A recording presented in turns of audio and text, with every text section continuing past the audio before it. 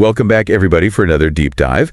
This time, we're going to be looking at synonyms. Ooh. And, at first you might be thinking, well, synonyms are pretty basic. Right. We learned about those in middle school English class or something. But today's deep dive is going to be about the shades of meaning that synonyms have. Okay. So it's one thing to know a bunch of fancy words, right? Like to have a big vocabulary, but it's another thing to know how to use those words. Yeah, absolutely. And that's where the right synonym can make all the difference, especially if you're really trying to improve your communication skills, and maybe even sound more like a native speaker. So we're talking about connotations, right? Like how, even if words mean basically the same thing, they have different vibes. Exactly. Yeah, it's the emotional baggage that each word kind of carries around with it beyond just that simple dictionary definition. Right. And it could be like cultural baggage too. Oh, yeah, for sure.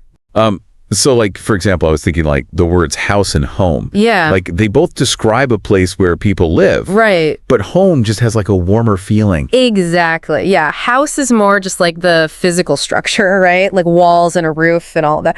But home implies so much more. It's where your heart is. Yeah. And the people you live with. And exactly. The legacies you make there and stuff. Yeah. So if you think about it from a marketing perspective, Right.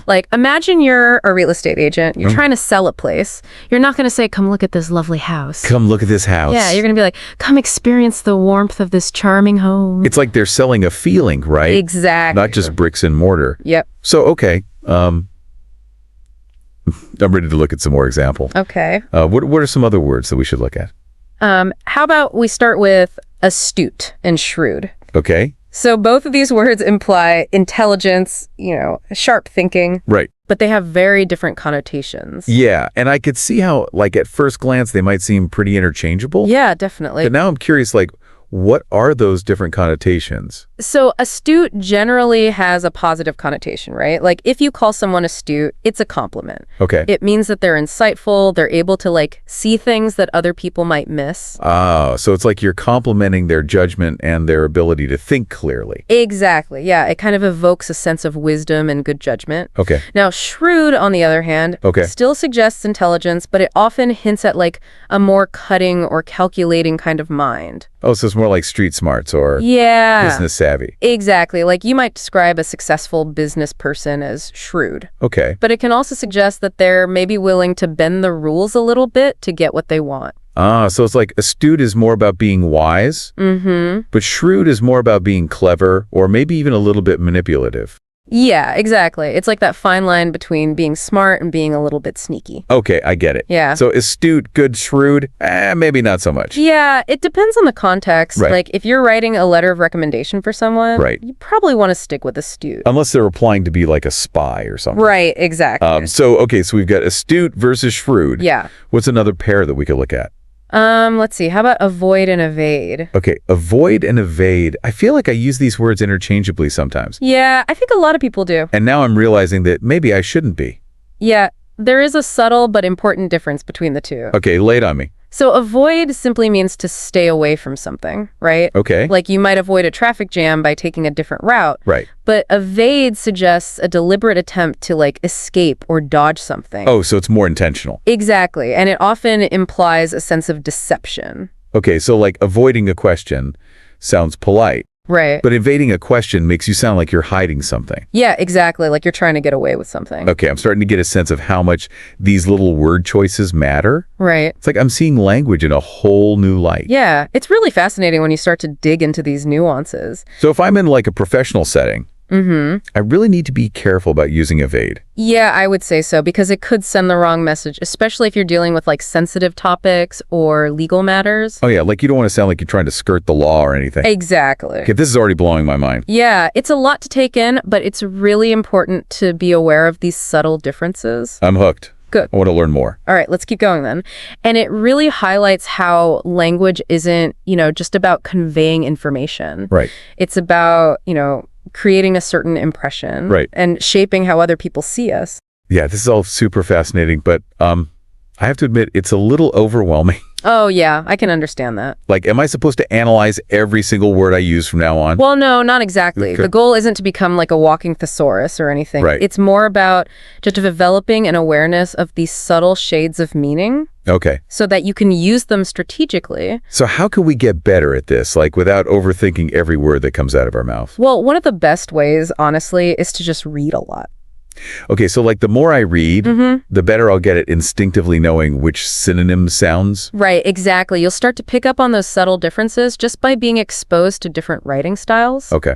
Like novels, newspapers, even like those long-winded emails from your boss. Right, all those count. Yeah, and pay attention to how writers use language to create different effects. Okay, that makes sense. And is there anything else we could do to kind of actively improve? Yeah, absolutely. One thing I recommend to my students is to keep a vocabulary journal. A vocabulary journal. Yeah, just a little notebook where you can jot down interesting word pairs that you come across. Okay. And then try writing your own sentences using those words. That's a great idea. It's like having a cheat sheet for sounding smarter. Exactly. And it can really help you internalize those subtle differences between synonyms. That's awesome.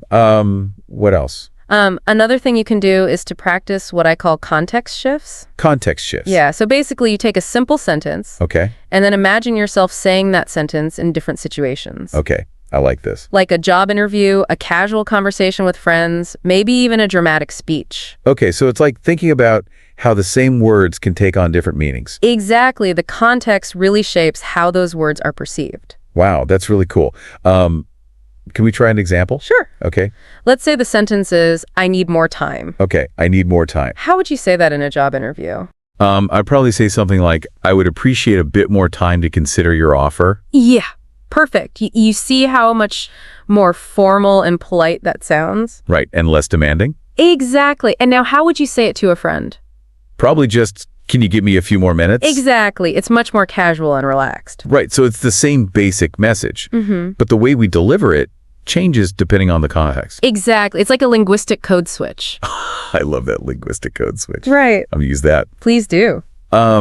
Okay, so we've talked about reading, we've talked about keeping a vocabulary journal, we've talked about context shifts. Is there anything else we can do? Yeah. Another really important thing is to just pay attention to how native speakers use language. Okay, so like listen to real conversations. Exactly. Listen to podcasts, watch movies, Okay. pay attention to the tone of voice, the body language, all those subtle cues that can give you a deeper understanding of how words are being used. So it's not just about the words themselves, it's about the whole package. Exactly. It's about becoming a more attentive and active listener. Okay, I could definitely work on that. But remember, the goal isn't to be perfect. Okay, that makes me feel better. It's to communicate effectively. Right. And the more you practice, the better you'll get at it. Okay, so before we move on, are there any other word pairs that you want to go over? Sure. How about childish versus childlike? Oh, okay. Both relate to children, obviously. Right. But one is definitely not a compliment you want to receive as an adult. Yeah, I have a feeling I know which one. Childish usually implies immaturity. Exactly. Like throwing a tantrum or something. Yeah, whereas childlike has a more positive connotation. Right, it's more about like a sense of wonder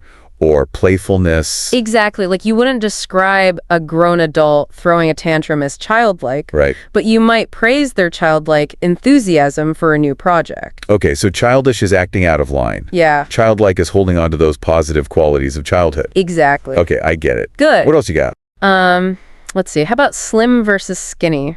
Ooh, okay, this is a tricky one. It is. Because both words describe a slender physique, Right. but the connotations can be very different, especially when we're talking about people's bodies. Yeah, slim generally has a more positive connotation. Right, it sounds more like healthy and fit. Exactly. Whereas skinny can sometimes sound a little bit judgmental. Right, like you're implying that someone's too thin. Yeah, or even unhealthy. Okay, so it's like slim is a compliment, Yeah. but skinny can be a backhanded compliment even if you don't mean it that way. Exactly. It's all about being mindful of how those words can be perceived. Especially in a society that's so obsessed with body image. Right. Okay, I think I'm ready for one last pair. All right. How about assertive versus aggressive? Oh, okay, this is a good one. Yeah, because these words often get confused, especially in professional settings. Yeah, and I can see why. Because they both kind of have to do with standing up for yourself. Right. But there's a big difference between being assertive and being aggressive. Exactly. So assertive means that you're confident Okay. You know your worth, and you're able to communicate your needs effectively. Right. But aggressive implies that you're pushing your needs onto others, Okay. often at their expense. So it's like assertive is, I respect myself and I'm going to communicate clearly. Yeah. But aggressive is, I'm going to get what I want, even if I have to steamroll over everyone else. Exactly. You hit the nail on the head. Okay, I'm so glad we talked about this one because I think I've definitely used these words incorrectly in the past. Yeah, it's a common mistake. But now I know better. Good, I'm glad. This has been such a mind-blowing deep dive. Oh yeah, it's been fun. I feel like I've learned so much about the power of language. Language is a powerful tool. It really is. And the more we understand it, the more effectively we can use it. Absolutely. Okay, so we've covered a lot of ground here. We have. But what's the takeaway, like for our listeners who are out there in the world, Yeah, trying to use these synonyms correctly? right. What advice would you give them? Well, I think the most important thing is to just keep practicing and exploring. Okay. Don't be afraid to experiment with new words. Right.